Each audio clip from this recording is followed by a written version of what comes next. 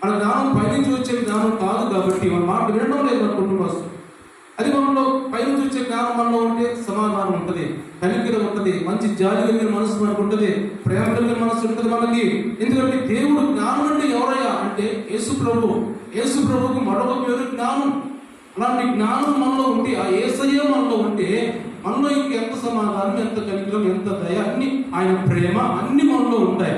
కాబట్టి మనలో ఉన్నప్పుడు మన కుటుంబస్తులు మనల్ని ఎందుకు ప్రేమించరు, మనలో ఉన్నప్పుడు మన కుటుంబస్తులు మనల్ని ఎందుకు ఆదరించరు, మన మాట ఎందుకు వెళ్ళరు. కాబట్టి ఈ రోజు సొలొమోను గురించి మాట్లాడుకున్నాం, కొంతమంది గురించి మాట్లాడుకుంటున్నాం. కానీ ఈ మాట్లాడుకునేటప్పుడు మనము కూడా ప్రభా ఈ జ్ఞానం నాకు ఎందుకు ఇవ్వకూడదు ప్రభా, నేను ఎందుకు పొందుకోకూడదు ఈ జ్ఞానం నాకు కావాలి ప్రభా అని మన దేవుడిని అడిగినట్టయితే జ్ఞానం మనకి ఇస్తాడు. అనేక రాసులు, అనేక ప్రజలు వచ్చి విని ఆశ్చర్యపడి వెళ్ళిపోతున్నారు. వాడు శేమదేశం నుంచి రాణి వచ్చింది. శేమదేశం అంటే